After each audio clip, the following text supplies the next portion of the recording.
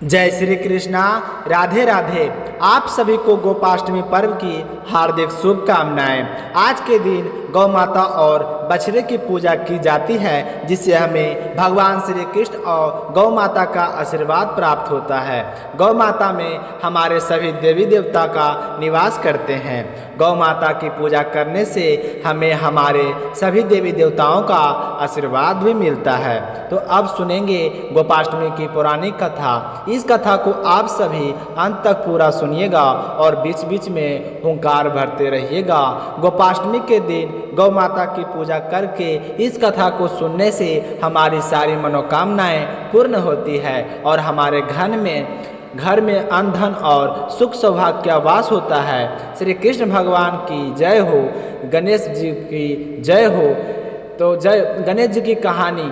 एक बार गणेश जी एक छोटे से बालक के रूप में चिमटी में चावल और चम्मच में दूध लेकर निकले थे। वह हर किसी से कह रहे थे कि कोई मुझे खीर बना दो, कोई मुझे खीर बना दो। तो सारे लोग हंस रहे थे कि भोले, इतने से दूध और चावल से कभी खीर बनती है। तभी एक बुढ़िया माई बैठी थी, तो उसने कहा, बेटा ला बेटा, मैं बना देती हूँ। तो ऐसा कहकर वह बुढ़िया माई चूल्हे पर एक छोटा सा बर्तन चढ़ाने लगी। तब गणेश जी ने कहा कि दादी माँ, छोटी भगनी मत चढ़ाओ, तुम्हारे घर में जो सबसे बड़ा बर्तन है वही चढ़ा दो। तो बुढ़िया ने सबसे बड़ा बर्तन था वो चढ़ा दिया। अब जैसे ही खीर और चावल उसमें डाले तो देखते ही देखते रह गए। जो थोड़े से चावल थे, जैसे उसमें उफान आया तो वह बर्तन पूरी तरह से भर गया और खीर में बहुत ही अच्छी खुशबू आने लगी। तो गणेश जी ने कहे कि दादी माँ, मैं नहा कर आता हूँ, फिर आकर खीर खाऊंगा। तो खीर तो तैयार हो गई थी। खीर को देखकर बुढ़िया के पोते पोती खीर खाने के लिए रोने लगे। तो बुढ़िया माई ने कहा, गणेश जी तो तेरे भोग लगाना। यह कहकर चूल्हे में थोड़ी सी खीर डाली और कटोरी भरकर बच्चों को दे दी। तो बुढ़िया की पड़ोसन छत पर से देख रही थी। तो बुढ़िया ने सोचा कि यह तो गणेश जी को चुगली कर देगी। तो उसने एक कटोरा खीर का भरा और उसको भी पकड़ा दिया। जब यह सब कुछ बुढ़िया की बहू ने देखा तो सोचा कि इस तरह से तो यह खीर खत्म हो जाएगी और मुझे तो खाने के लिए नहीं मिलेगी। तो उसने भी जल्दी से एक बड़ा सा कटोरा खीर का भरा और खा लिया और कटोरे को चक्की के नीचे छुपा दिया। गणेश जी तो अभी आए नहीं थे, तो बुढ़िया को भी भूख लगी थी। तो उसने भी एक कटोरा खीर का भरा और किवाड़ के पीछे बैठकर एक बार फिर से कहने लगी कि गणेश जी आपको भोग लगे, कहकर खाना शुरू कर दिया। तभी गणेश जी आ गए। तो बुढ़िया ने गणेश जी को देखते ही कहा कि आजा रे गणेश, यह खीर खा ले, मैं तो तेरी ही राह देख रही थी। तो गणेश जी ने कहे कि दादी माँ, मैंने तो खीर पहले ही खा ली। तो बुढ़िया ने कहा, कब खाई? तो गणेश जी ने कहे कि जब तेरे पोता पोती ने खीर खाई तब मैंने खाई, जब तेरी पड़ोसन ने खीर खाई तब भी मैंने खीर खाई, जब तेरी बहू ने खीर खाई तब भी मैं खीर खाई, और जब तू खीर खा रही थी तो मेरा पेट तो पूरी तरह से भर गया। बुढ़िया माई, तूने तो मेरा नाम लेकर भोग तो लगाया, तेरी बहू ने तो वह भी नहीं लगाया। तो बुढ़िया ने कहा, बेटा तेरी सारी बात सच्ची है, पर मेरी बहू का नाम मत लो, वह तो सुबह से काम पर लगी हुई है, उसने खीर कब खाई? तो गणेश जी ने कहे कि चक्की के नीचे देख, झूठा कटोरा पड़ा है और उसमें मुझे बिना भोग लगाए ही खीर खा गई है। तो बुढ़िया ने कहा, बेटा बस कर, घर की बात है, घर में ही रहने दो। अब मुझे बताओ कि बची हुई खीर का क्या करूं? तो गणेश जी ने कहे कि पूरे नगर को न्योता दे दो और भोजन करवाओ दो। तो बुढ़िया ने पूरी नगरी को भोजन करवा दिया। फिर भी वह बर्तन पूरा का पूरा भरा ही रहा। धीरे धीरे यह खबर राजा तक पहुंच गई। तो राजा ने उस बर्तन को महल में मंगवा लिया और बुढ़िया से कहा कि बुढ़िया, तेरे घर में ऐसे बर्तन का क्या काम? ऐसा बर्तन तो राजमहल में अच्छा लगता है। तो बुढ़िया ने कहा कि ठीक है राजा जी, आप ले लो। तो राजा ने खीर का बर्तन महल में जैसे ही रखा, रखते ही खीर में कीड़े मकोड़े बिच्छू पैदा हो गए और खीर में बहुत ही बुरी तरह से दुर्गंध आने लगी। तो यह देखकर राजा ने बुढ़िया को बुलाया और कहा कि बुढ़िया, यह बर्तन ले जा, मैंने तुमको दे दिया।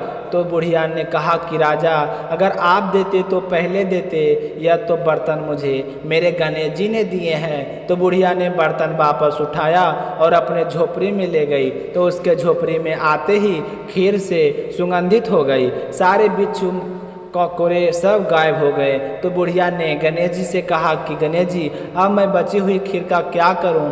तो गणेश जी ने कहे कि झोपड़ी के कोने में गड्ढा खोदकर उसमें गाड़ दो, उसी जगह सुबह उठकर वापस खोदोगी तो धन से जो भरे घरे मिलेंगे तुझे। ऐसा कहकर गणेश जी अंतर्ध्यान हो गए और जाते समय झोपड़ी के लात मार गए। तो लात मारते ही झोपड़ी के स्थान पर महल खड़ा हो गया। सुबह जल्दी ही बहू ने फावड़ा लिया और जहाँ पर खीर दवाई थी उस जगह को खोद दिया, लेकिन बहू को तो कुछ भी नहीं मिला। तो बहू ने अपनी सास के कहने लगी कि सासू माँ जी, थारो गणेश जी तो झूठो हैं। तो सासू ने कहा, बहू मारो गणेश जी झूठे नहीं है, ला मैं देखती हूँ। तो वह फावड़ा लेकर देखने लगी तो टन टन करते हुए 2 घड़े धन से भरे हुए निकले। आई तो बहू ने कहा, सासू जी गणेश जी तो साचों में झूठो नहीं है। तो सास ने कहा कि गणेश जी तो भावनाओं को भूखा है। यह कहकर बुढ़िया ने जोर से कहा कि बोलिए गणेश गजानंद की जय हो। हे गणेश जी, जैसा आपने बुढ़िया माई को दिया वैसा सबको देना, जैसा राजा को दिया वैसा सभी को देना। जब कृष्ण जी ने अपने बाल स्वरूप में पहली बार गाय को चराना आरंभ किए थे, प्रेम से बोलिए गिरधर गोपाल लाल की जय। अब सुनेंगे कृष्ण कन्हैया की कहानी। श्री कृष्ण ने जब छठे बरस में प्रवेश किया तब एक दिन जसोदा मैया से कहा कि माता, अब हम बड़े हो गए हैं। तो जसोदा मैया बोली कि अच्छा लल्ला, अब तुम बड़े हो गए हो तो क्या करें? तो कृष्ण भगवान ने कहे कि आज से हम बछड़े चराने नहीं जाएंगे, हम तो गाय चराएंगे। तो मैया ने कहा ठीक है, अपने बाबा से पूछ लेना। तो मैया के इतना कहते ही झट से भगवान नंद बाबा से पूछने को पहुंच गए। तो बाबा ने कहे कि लल्ला, अभी तुम बहुत ही छोटे हो, जब तुम बड़े हो जाओगे तो गायों को चराना, अभी तुम बछड़े को ही चराओ। तो भगवान ने कहा नहीं बाबा, अब मैं बछड़ा नहीं गाय चराऊंगा। इस तरह कृष्ण कन्हैया ने गायों को चराने की हट पकड़। जब श्री कृष्ण कन्हैया मानने को तैयार नहीं थे तो बाबा बोले कि ठीक है लल्ला, तुम जाओ पंडित जी को बुला कर लाओ, वह गोचरन का मुहूर्त देखकर बता देंगे। तो बाबा की बात सुनते ही झट से कृष्ण कन्हैया तो पंडित जी के पास पहुँचे और बोले कि पंडित जी, आपको बाबा ने बुलाए हैं, गौचरण का मुहूर्त देखना है और आपको आज का ही मुहूर्त बताना है। अगर आपने ऐसा किया तो मैं आपको बहुत सारा मक्खन खिलाऊंगा। तो कृष्ण कन्हैया के कहे अनुसार पंडित जी नंद बाबा के पास पहुंच गए और नंद बाबा के हर बार पूछने पर पंचांग देखकर गणना करने लगे। तब नंद बाबा ने पूछा कि पंडित जी क्या बात है, आप मुहूर्त देखने में इतनी देरी क्यों कर रहे हो? तो पंडित जी बोले कि क्या बताएं नंद बाबा, केवल एक ही मुहूर्त है, वो आज ही है। मुहूर्त निकल रहा है, उसके बाद तो कई वर्षों तक कोई मुहूर्त नहीं है। तो पंडित जी की बात सुनकर नंद बाबा ने कृष्ण कन्हैया को गौचरण की स्वीकृति दे दिए कि सच्चे मन से कोई भी कार्य करे तो वही शुभ मुहूर्त बन जाता है। इसी प्रकार कृष्ण कन्हैया ने गोचरण आरंभ किया। वह तिथि बहुत ही शुभ मन बन गई। जैसे ही श्री कृष्ण कन्हैया गायों को चराने के लिए जाने लगे तो माता जसोदा ने अपने लल्ला के श्रृंगार किए और जैसे ही पैरों में जूतियाँ पहनाने लगी तो लल्ला ने मना कर दिया और बोले कि मैया यदि मेरी गायों जूतियाँ नहीं पहन सकती तो मैं कैसे पहन लूँगी सकता हूँ। यदि पहना सकती हो तो उन सभी गायों को जूती पहना दो। कहते हैं कि जब तक भगवान वृंदावन में रहे थे तब तक अपने पैरों में कभी भी जूती नहीं पहनी थी। आगे आगे गाय और उनके पीछे पीछे बांसुरी बजाते हुए श्री कृष्ण कन्हैया और पीछे बलराम श्री कृष्ण के यश का गान करते हुए ग्वाल गोपाल इस प्रकार से वन में विहार करते और गायों को चराते। तो इस तरह कृष्ण कन्हैया ने गौओं को चराने की शुरुआत की थी। अगली कहानी सुनेंगे गौ माता की। बोलिए गौ माता की जय हो। महाराज दिलीप और देवराज इंद्र में बहुत ही गहरी मित्रता थी। एक बार देवराज इंद्र ने महाराजा दिलीप को स्वर्ग में बुलाया। वहां पर गए तो कहा कि देवों के बीच में और असुरों के बीच युद्ध होने वाला है, तो आप सभी हमारी सहायता करें। तो राजा दिलीप सहायता करने के लिए तैयार हो गए और देव और असुरों के बीच युद्ध हुआ। युद्ध समाप्त होने के बाद महाराज दिलीप जब पृथ्वी पर लौट रहे थे तो रास्ते में उन्हें कामधन गाय मिली, किंतु महाराज दिलीप ने पृथ्वी पर आने की आतुरता के कारण गाय की तरफ देखा ही नहीं, ना प्रणाम किया और ना ही प्रदक्षिणा की। इससे गाय को अपना अपमान महसूस हुआ। तो गाय ने गुस्से में आकर श्राप दिया कि तू निसंतान रहेगा। अगर मेरी संतान नंदिनी गाय तुम पर कृपा करेगी तभी तुझे पुत्र की प्राप्ति होगी। लेकिन महाराज दिलीप को तो इस श्राप के बारे में कुछ भी नहीं पता था। वे तो लोक पर लौट आए। कई वर्ष बीत गए, उनके कोई संतान नहीं हुई तो वह बहुत ही दुखी रहने लगे। राजा महारानी प्रजा सभी लोग बहुत ही चिंतित रहते थे और दुखी रहते थे। पुत्र की प्राप्ति की इच्छा से एक बार महाराज दिलीप अपनी रानी को लेकर कुल गुरु महर्षि वशिष्ठ के आश्रम पर पहुँचे। महर्षि तो सब कुछ समझ गए थे, तो महर्षि ने राजा को बताया कि यह तो गौ माता के अपमान का फल है। सुरभि गो की पुत्री नंदिनी गाय हमारे आसमान पर रहती है। महर्षि वशिष्ठ ने यह भी कहें कि कुछ काल तक अगर तुम आश्रम में रहो और मेरी कामधेनु नंदिनी की सेवा करो, जिससे तुम नंदिनी गाय का आशीर्वाद मिलेगा, तो ही तुम्हें संतान की प्राप्ति होगी।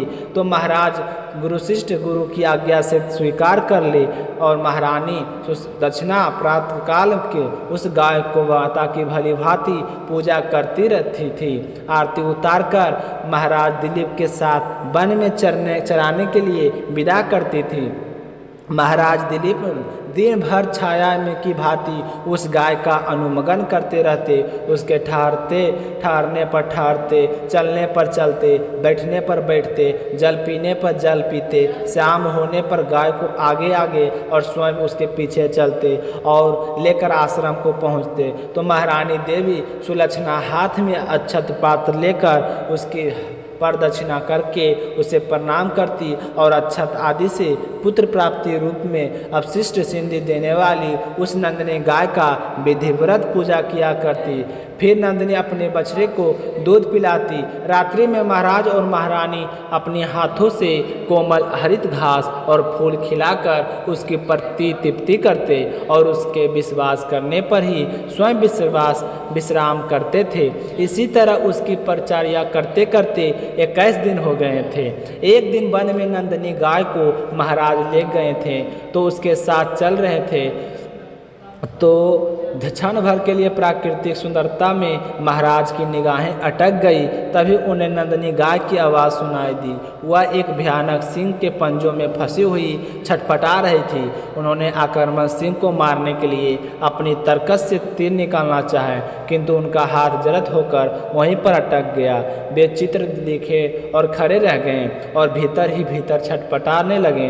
तभी मनुष्य की वाणी में वह सिंह बोल उठा कि हे राजन, तुम्हारे शस्त्र उसी तरह व्यर्थ है जैसे वृक्षों की उखाड़ देने वाला भरवजन पर्वत से टकराकर व्यर्थ हो जाता है। मैं भगवान शिव के गण निकुंभ का मित्र कुंभोदर हूँ। भगवान शिव ने सिंह वर्ती देकर मुझे हाथी आदि से इन वन में देवदारू कौओं का रक्षा भार सौंपा है।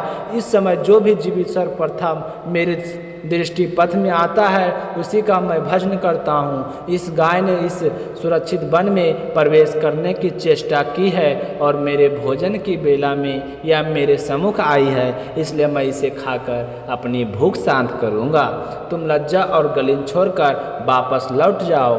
परंतु दुखी हुआ महाराज दिलीप भय और व्यवस्था में छटपटा रही गाय के नेत्र से अविरल आंसुधारा को देखकर और उसके दूध मुहे बछड़े का स्मरण करके बहुत ही दुखी उठे और उसे सोचने लगे कि इस नंदनी का जीवित रहना मेरी जिंदगी से कई ज़्यादा मूल्यवान है। तो उन्होंने सिंह से प्रार्थना की कि वह उनके शरीर को खाकर अपनी भूख को मिटा ले और नंदनी गाय को छोड़ दे। तो यह सुनकर सिंह ने राजा के इस अद्भुत प्रस्ताव का मजाक उड़ाते हुए कहा कि हे राजन, तुम चक्रवर्ती सम्राट हो, गुरु की नंदनी के बदले करोड़ों गाय मिल जाएगी। अभी तुम युवा हो, इस तुच्छ प्राणी के लिए अपने सुंदर शरीर और यव्न की अवहेलना करके अपनी जान की बाजी लगाने वाले सम्राट लगता है। तुम अपना विवेक खो बैठे हो। अगर तुम इस गाय पर दया करोगे तो सिर्फ तुम इस गाय का जीवन ही बचा सकोगे। अगर तुम जीवित रहे तो तुम्हारे पिता की तरह संपूर्ण प्रजा की निरंतर आने वाली विपत्तियों से रक्षा कर सकोगे। तुम इसी अपने सुख भोक्ता शरीर की रक्षा करो और स्वर्ग प्राप्ति के लिए तप त्याग करके शरीर को कष्ट मत दो। यह तुम जैसे ऐश्वर्यशालियों को शोभा नहीं देता, ऐसा स्वर्ग निरर्थक है। अरे वह तो इसी पृथ्वी पर है जहाँ वैभव विलास के सारे साधन उपलब्ध है। वह समझो कि स्वर्ग में ही रह रहा है। स्वर्ग का अगर ध्यान करोगे तो स्वर्ग तो काल्पनिक आकर्षण मात्र है। स्वर्ग विपिन के लिए होता है, सपनों के लिए नहीं होता। स्वर्ग का काल्पनिक आकर्षण विपिन के लिए होता है, सपने के लिए नहीं। इस तरह सिंह ने राजा को भ्रमित करने का भरपूर प्रयत्न किया। सिंह की सारी बातें सुनकर महाराज दिलीप ने उस गाय की तरफ देखा जो लगातार आंसू बहा रही थी और राजा की तरफ देखकर प्राण रक्षा की याचना कर रही थी। तो राजा ने तुरंत क्षत्रिय तोप का महत्व को प्रतिपादित करते हुए उत्तर दिया कि नहीं सिंह, नहीं, गौ माता को तुम्हारा भक्षण बनाकर नहीं लौट सकता। मैं अपने क्षत्रिय तत्व को क्यों कलंकित करूं? क्षत्रिय संसार में इसलिए प्रसिद्ध है कि वे विपत्ति में से औरों की रक्षा करते हैं। राज का भोग भी उनका लक्ष्य नहीं है, उनका लक्ष्य है लोक रक्षा से कीर्ति अर्जित करना। निंदा से मलिन प्राणों और राज्यों को वे तुच्छ वस्तुओं की तरह त्याग देते हैं। तुम मेरा भस्म करो और इस गाय को छोड़ दो। मेरा शरीर रहे ना रहे, परंतु गोरछा से मेरा यश सुरक्षित रहेगा।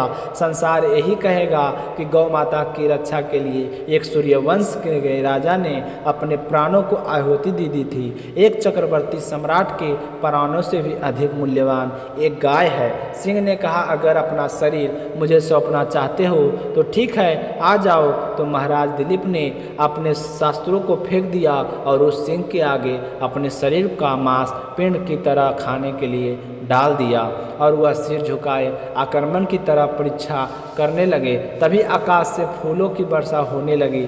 नांदनी गाय ने कहा, हे पुत्र उठो। यह मधुर दिव्य वाणी सुनकर राजा को महान आश्चर्य हुआ और उन्होंने वात्सल्य मई जननी की तरह अपने सतनों के दूध बहाती हुई नंदनी गाय को देखा, किंतु सिंह तो वहाँ दिखाई नहीं दिया।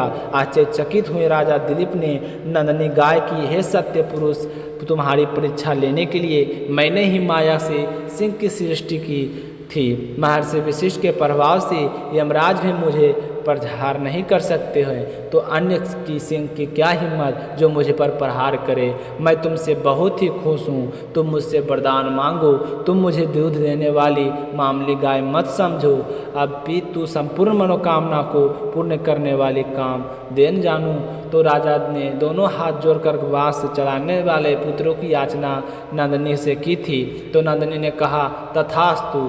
निसंतान ने कहा कि आपको गौ भक्ति से अत्यंत प्रसन्न हूँ। मेरे स्तनों से भरा दूध निकल रहा है, पर तो मैं उसे दूर कर आप पी लो, जिससे तुम्हें अत्यंत प्रतापी पुत्र की प्राप्ति होगी। तो राजा ने निवेदन किया कि माँ, मैं बछड़े से पहले दूध नहीं पी सकता। पहले बछड़ा दूध पिएगा, उसके बाद बचे हुए दूध को मैं पीऊँगा, क्योंकि पहला अधिकार बछड़े का होता है और दूसरा अधिकार गुरु जी का होता है। और राजा के धैर्य ने नंदिनी के हृदय को जीत लिया। नंदिनी बड़े ही प्रसन्न मन से राजा के आगे आश्रम को लौट आई। पहले बछड़े ने दूध पिया और फिर महर्षि ने आज्ञा से महाराज ने दूध पिया। इसी तरह नंदिनी गाय को आशीर्वाद से रघु जैसे महान यशस्वी पुत्र की प्राप्ति हुई। तभी से कहा जाता है कि गौ की पूजा करने से मनुष्य की कोई भी मनोकामना हो वह अवश्य पूर्ण होती है। बोलिए गौ माता की जय हो। तो आज की कहानी आप लोगों को कैसा लगा कमेंट करके ज़रूर बताइएगा। और अगर हमें कथा को कहने में कुछ गलती हुई हो तो हमें माफ़ कर दीजिएगा। मिलते हैं अगले व्रत कथा में। तब तक अभी तक आपने शिला भक्ति चैनल को सब्सक्राइब नहीं किए हैं तो सब्सक्राइब करके शिला भक्ति परिवार को सपोर्ट कीजिए। मिलते हैं अगले वीडियो में। जय श्री कृष्णा, राधे राधे।